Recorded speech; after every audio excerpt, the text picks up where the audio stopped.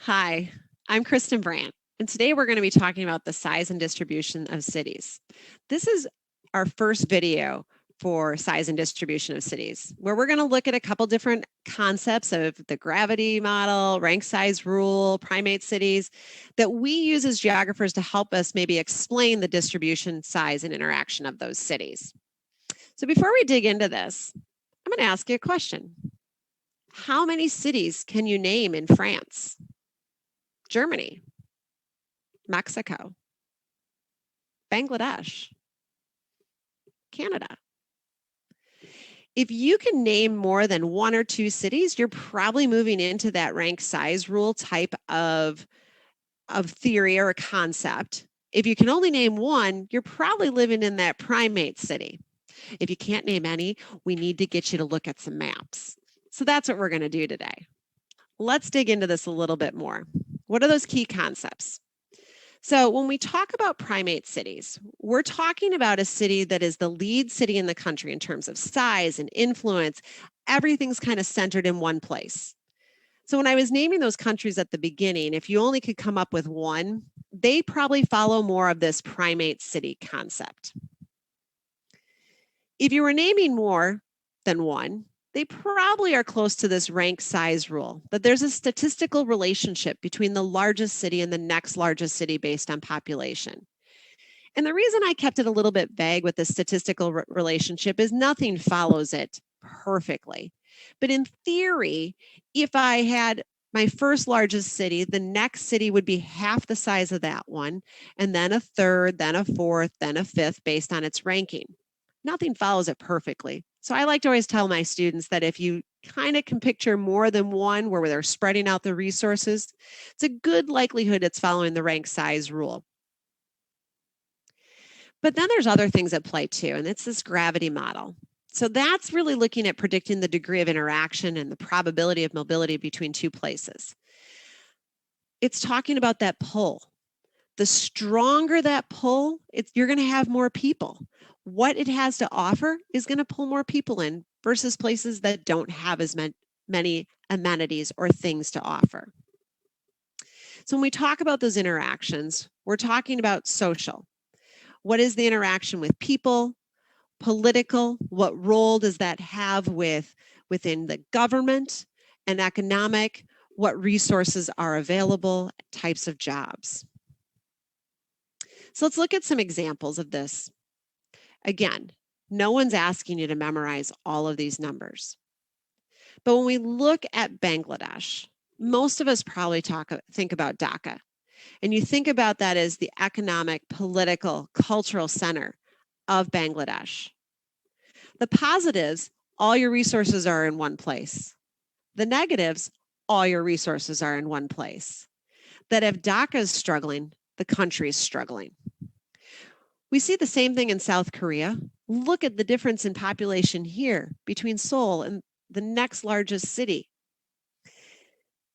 South Korea, same thing. We know that it's their cultural center. They have an extensive subway system that they pump a ton of money and resources into the development of Seoul. Not that these other cities don't receive resources, but not to the same degree that Seoul's going to. Again, if this city struggles, the rest of the country probably struggles. In contrast, if I look at Canada, take a look at Toronto, Montreal, Vancouver. Start to look at how those numbers are a little more statistically balanced, and we start to kind of break things in half. And so when we look at Toronto, for example, the International Film Festival is there. You can see the CN Tower in the background. The Hockey Hall of Fame. That's going to pull people to Toronto, Canada. But what about Vancouver? It's a port on the western side of Canada. That's going to then allow Vancouver to kind of develop and have a ton of resources for the people over on that portion of the country. When I look at Calgary or Montreal, they've hosted the Olympics at some point. Yes, the winter. But that idea of it has a lot to offer variety of people throughout their country. That if one of these cities is struggling, There's other cities to help kind of pick up some of that slack. The resources are spread more evenly throughout the country, as is the case with Germany. Many of their cities are known for their tourist locations. They're known for their different historical sites.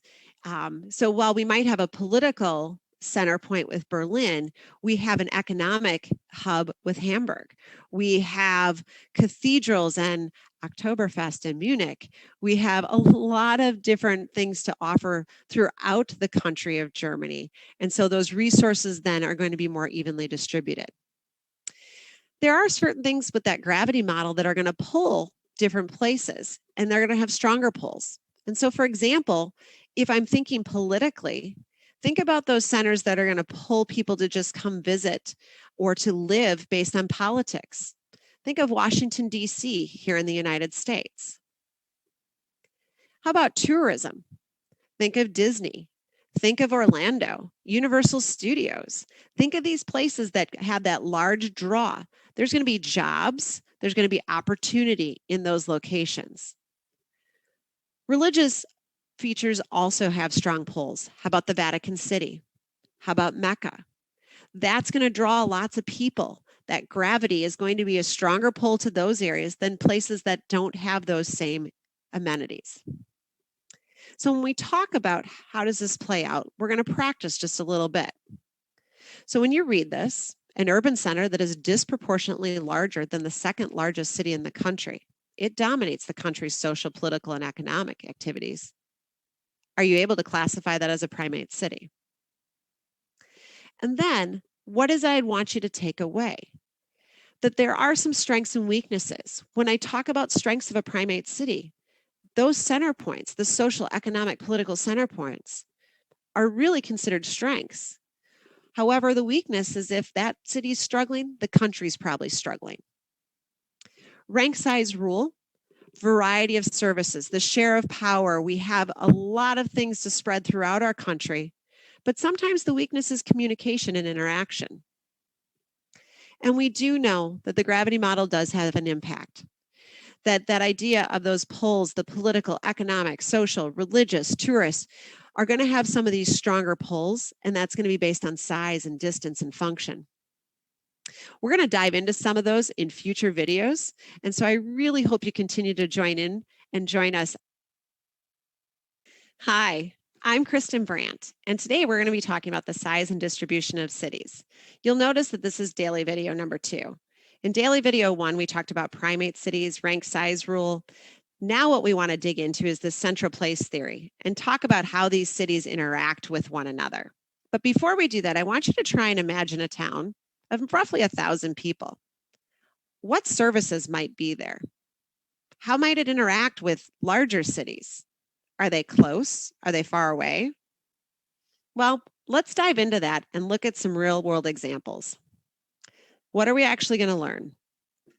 So take a look at this central place theory. What we're looking at with Christoller's model here is how do we explain the distribution of goods and services across a region? Have you ever wondered why some towns have multiple gas stations, or some towns have hospitals, or some towns don't? Or why did this place end up with an entertainment center or district? Well, this theory is going to help to explain it. Now, notice the shape here and these overlapping little hexagons. Each dot that you see represents a town, a city, a village, a hamlet. We're not going to memorize the different sizes at this point, but what I want you to see is how they connect and they overlap and how they continue to interact with one another. We use the shape of a hexagon because it helps to fill in the gaps. The reality is if I use circles, I'm going to have gaps, right? If I use squares, the distances aren't going to be equal. And so a hexagon allows us to accomplish some of those mistakes or gaps that might occur. So we're going to take a look at that in an application in just a second. But why do we want to look at that? Well, we want to look at it. I got a little click happy.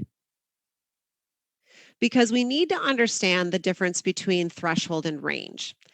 Those hexagons help us to understand, for example, threshold, the size of populations that's necessary for service to exist to be profitable. In other words, how many people do we have to be there to actually make our business run? In that town of 1,000 people, you can support a gas station, but you're not going to be able to support 3 or 4 gas stations. You can probably support a small grocery store, but you're not going to support a big box store in a town of 1,000 people. There's just not enough people to make it profitable.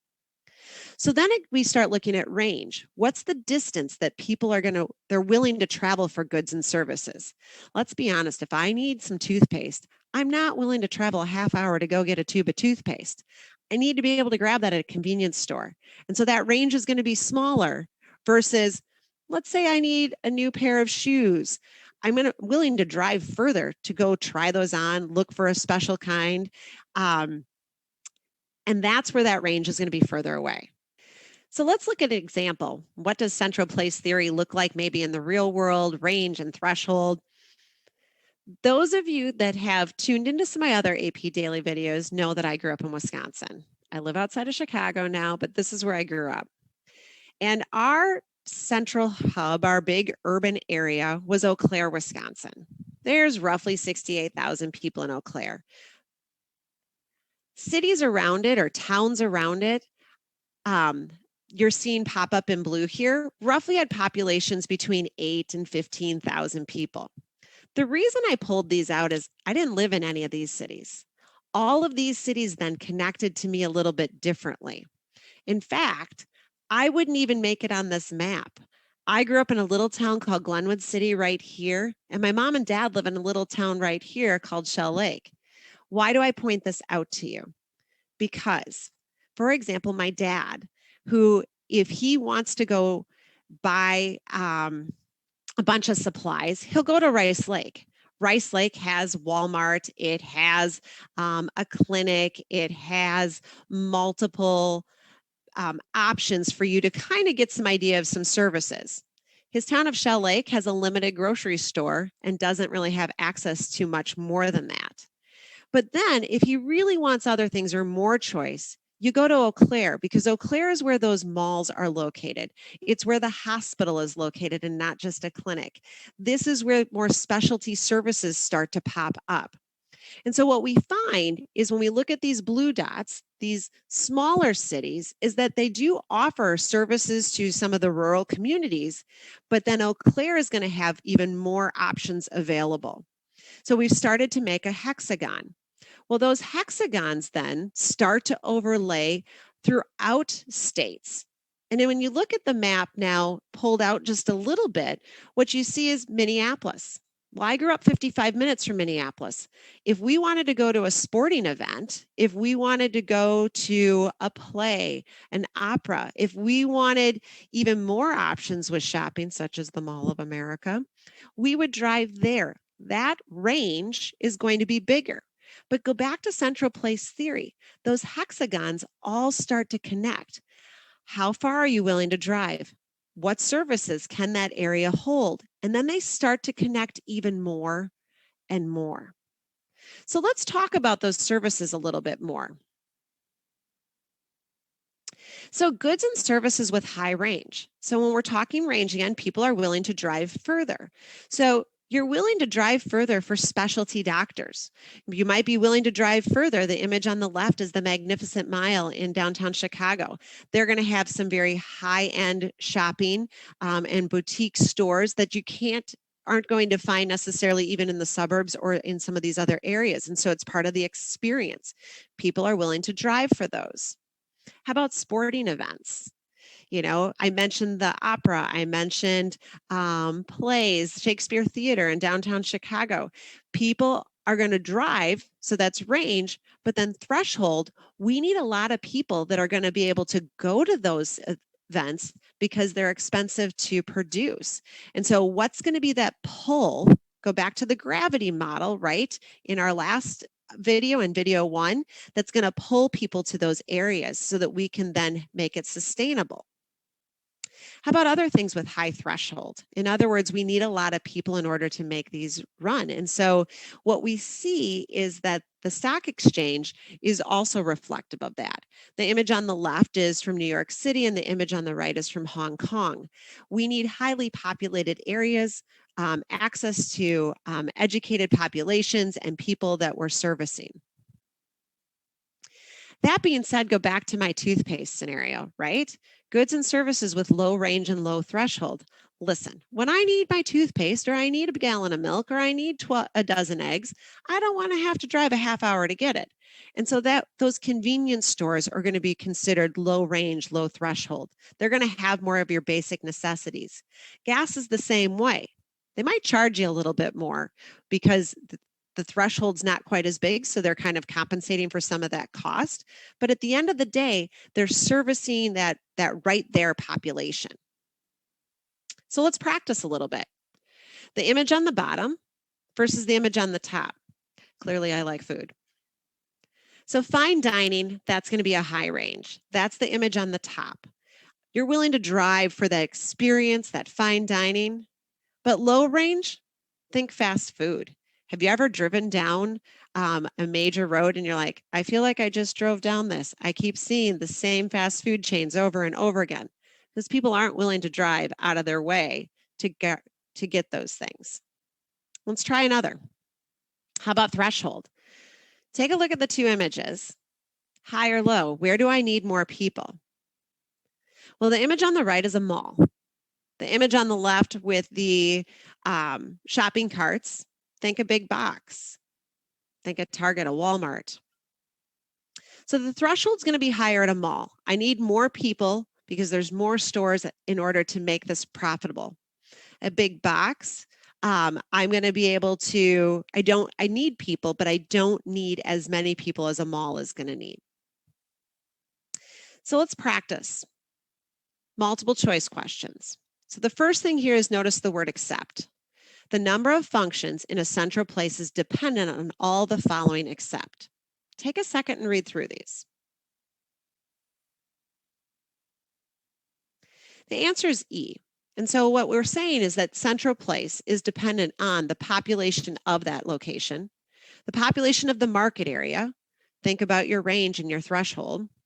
The size of that market area, right? How far am I willing to drive? And then also that distance between similar functions. You can't have them all right on top of one another either. What is it I want you to take away? That cities and the distribution of those cities and services is based on size, but it's those interactions and the availability in goods and services that we really start to dig into. What are your high threshold goods?